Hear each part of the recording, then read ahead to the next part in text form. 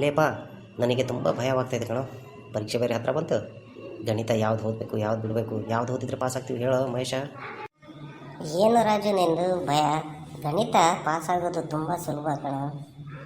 ನೋಡು, ಯಾವುದ್ಯಾವುದು ಈಸಿಯಾಗಿ ಯಾವ ಪ್ರಶ್ನೆ ಪತ್ರಿಕೆಯಲ್ಲಿ ಇವು ಪ್ರಶ್ನೆ ಇದ್ದೇ ಇರ್ತಾವೆ.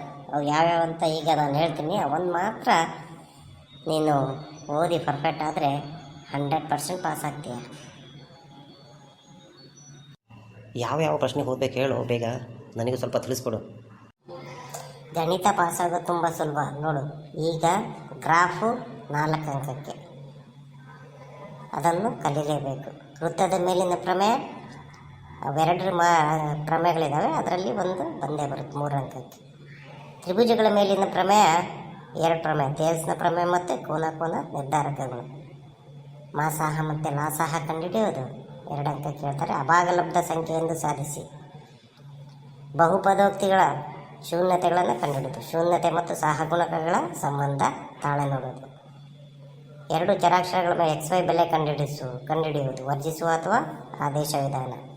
ವರ್ಗ ಸಮೀಕರಣ ಬಿಡಿಸುವುದು. ವರ್ಗ ಸಮೀಕರಣದ ಮೂಲಗಳ ಸ್ವಭಾವ ಅಥವಾ ಶೋಧಕ ಕಂಡುಹಿಡಿಯುವುದು. ಸಮಾಂತರ ಶ್ರೇಣಿಯ nನೇ ಪದ ಮತ್ತು ಮೊತ್ತ ಕಂಡುಹಿಡಿಯುವುದು. ದೂರ ಮತ್ತು ಭಾಗ ಪ್ರಮಾಣ ಸೂತ್ರ ಕಂಡುಹಿಡಿಯುವುದು. ಸರಾಸರಿ ಮಧ್ಯಾಂಕ ಬಹುಲಕ ಸಂಖ್ಯಾಶಾಸ್ತ್ರದ ಮೇಲೆ. ಸಂಭವನೀಯತೆ. ಇಷ್ಟು ಕಲ್ತ್ಬಿಟ್ರೆ ನಿನಗೆ 30 ಮಾರ್ಕ್ಸ್ ಪಕ್ಕ. ಅಂದರೆ ಇಷ್ಟನ್ನು ಕಲಿತ್ರೆ ಸಾಕಾ? ಹೌದಲ್ವಾ? ನಾನು ಸುಮ್ಮನೆ ಟೆನ್ಷನ್ ತೊಗೊತಾ ಇದ್ದೆ. ಇಷ್ಟನ್ನು ನಾನು ಪರ್ಫೆಕ್ಟ್ ಆಗೇ ಆಗ್ತೀನಿ. ಒಂದೊಂದೇ ಲೆಕ್ಕ ಬಿಡಿಸಿ ತೋರ್ಸಪ್ಪ. ಈ ವರ್ಷ ಒಟ್ಟು ನಾನು ಪಾಸ್ ಆಗಲೇಬೇಕಂತ ಅಂದ್ಕೊಂಡಿದ್ದೀನಿ. ಚಿಂತೆ ಬಿಡೋ ರಾಜು, ನೀನು ಇವತ್ತಿಂದ ಮನಸ್ಸು ಮಾಡಿದರೂ ಆರಾಮಾಗಿ ಪಾಸ್ ಆಗ್ತೀಯ. ಒಂದೊಂದೇ ಲೆಕ್ಕವನ್ನು ಪರ್ಫೆಕ್ಟಾಗಿ ಬಿಡಿಸ್ಕೊಳ್ತಾ ಹೋಗೋಣ. ನೋಡಪ್ಪ, ಈ ಪ್ರಮೇಯ ಅಂತೂ 3 ಮಾರ್ಕ್ಸಿಗೆ ಕೇಳ್ತಾರೆ. ಇದನ್ನು ಪರ್ಫೆಕ್ಟ್ ಆಗೇ ಬಿಡು ಇವತ್ತು. ಏನಪ್ಪ ಪ್ರಶ್ನೆ ಅಂದರೆ, ಬಾಹ್ಯ ಬಿಂದುವಿನಿಂದ ವೃತ್ತಕ್ಕೆ ಎಳೆದ ಸ್ಪರ್ಶಕಗಳು ಸಮವಾಗಿರುತ್ತವೆ ಎಂದು ಸಾಧಿಸಿ ಅಂತ. ಈ ಪ್ರಮೇಯ ಸಾಧಿಸೋದಕ್ಕೆ ಮೊದಲು ಒಂದು ವೃತ್ತವನ್ನು ಕೈವಾರದ ಸಹಾಯದಿಂದ ಹೇಳ್ಕೊಳ್ಳೋಣ. ಪಿ ಬಾಹ್ಯ ಬಿಂದುವಿನಿಂದ PQ ಮತ್ತು PRಗಳ ಸ್ಪರ್ಶಕಗಳನ್ನು ರಚನೆ ಮಾಡ್ಕೊಳ್ಳೋಣ. ಏನು ದತ್ತ ನೋಡು, O ವೃತ್ತ ಕೇಂದ್ರ, P ಬಾಹ್ಯ ಬಿಂದುವಿನಿಂದ PQ ಮತ್ತು PRಗಳು ವೃತ್ತಕ್ಕೆ ಎಳೆದ ಸ್ಪರ್ಶಕಗಳಾಗಿವೆ. ದತ್ತ ಈ ರೀತಿ ಬರೆದ್ಬಿಡೋಣ. ಸಾಧನೆಯ ಏನು ಸಾಧಿಸಬೇಕು? PQ PR. ಈಗ ಸಾಧನೆ ಮಾಡಬೇಕಂದ್ರೆ ನಮಗೆ 2 ತ್ರಿಭುಜ ರಚನೆ ಮಾಡ್ಕೊಳ್ಳೋಣ.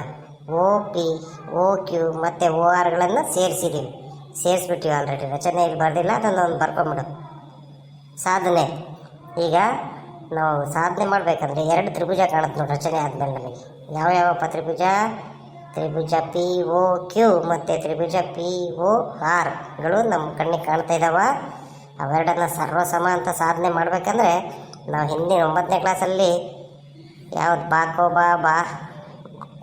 ಕೋಬಾಕೋ ಮತ್ತು ಲಂಬಕೋನ ವಿಕರಣ ಬಾಹು ಪ್ರಮೇಯಗಳನ್ನೆಲ್ಲ ತಿಳ್ಕೊಂಡಿವಿ. ಆ ಜ್ಞಾನವನ್ನು ಇಲ್ಲಿ ಬಳಸಿ ಅವೆರಡು ಸರ್ವಸಮ ಅಂತ ಸಾಧಿಸ್ಬಿಟ್ರೆ ಆಯಿತು. ನೋಡಿಲ್ಲಿ ಈ 2 ತ್ರಿಭುಜಗಳಲ್ಲಿ OQ ಸಮ OR. OQ ನೋಡಿ ಕಣ್ಣು, OQ ಮತ್ತು ORಗಳು ಯಾಕೆ ಸಮ? ಒಂದೇ ಇರುತ್ತೆ ತ್ರಿಜ್ಯಗಳು. ಕೋನ PQO ಸಮ PRO 90 ಡಿಗ್ರಿ. ಯಾಕೆ? ನಾವಾಗಲೇ ಪ್ರಮೇಯ 1 ಕಲ್ತಿದ್ದೀವಿ. ಸ್ಪರ್ಶ ಬಿಂದುವಿನಲ್ಲಿ ಎಳೆದ ತ್ರಿಜ್ಯ ಸ್ಪರ್ಶಕಕ್ಕೆ ಲಂಬವಾಗಿರುತ್ತದೆ 90 ಡಿಗ್ರಿ. OP ಸಮ OP ಉಭಯ ಸಾಮಾನ್ಯ. ಇಷ್ಟು ಸಾಕಲ್ಲ ಅವೆರಡು ತ್ರಿಭುಜಗಳು ಸರ್ವಸಮ ಅಂತ ಬರೆಯೋದಕ್ಕೆ. ದೇರ್ಫೋರ್ ತ್ರಿಭುಜ POQ ಸರ್ವಸಮ ತ್ರಿಭುಜ POR. ಯಾಕಪ್ಪ ಅಂದರೆ ಲಂಬಕೋನ ವಿಕರಣ ಬಾಹು ಪ್ರಮೇಯ. ಆದ್ದರಿಂದ PQ ಸಮ PR. ಸಮರೂಪ ತ್ರಿಭುಜದ ಅನುರೂಪ ಬಾಹುಗಳು ಸಮವಾಗಿರುತ್ತವೆ. ತ್ರಿ ಬಾ ಅಂತ ಬರೆದ್ಬಿಟ್ರೆ 3 ಮಾರ್ಕ್ಸ್ ಗ್ಯಾರಂಟಿ ನಿನಗೆ. ಇದನ್ನು ಇವತ್ತು ನೀನು ಕಲಿತೆ ಬಿಡು, ನಾಳೆ ಮತ್ತೆ ನೋಡೋಣ. ಹೌದಪ್ಪ, ಇವತ್ತೇ ಈ ಪ್ರಮೇಯವನ್ನು ನಾನು ಒಂದು ಸರಿ ನೋಡಲಿಲ್ದಂಗೆ ಫಸ್ಟ್ ಕಲ್ತ್ಕೊಂಡು ನೋಡಲಿಲ್ದಂಗೆ ಬರೆದು ಪರ್ಫೆಕ್ಟ್ ಆಗಿ ಇವತ್ತಿಂದಲೇ ನೀನು ಹೇಳಿದ್ದೆಲ್ಲ ಒಂದೊಂದೇ ರೈಟ್ ಹಾಕ್ಕೊಳ್ತಾ ಹೋಗಿ ಇನ್ನೊಂದು ವೀಕಲ್ಲಿ ನಾನು ಗಣಿತ ಪರ್ಫೆಕ್ಟಾಗಿ 100% ಪಾಸಾಗೇ ಆಗ್ತೀನಿ. ಥ್ಯಾಂಕ್ಸ್. ನಾಳೆ ಮತ್ತೆ ಭೇಟಿಯಾಗೋಣ.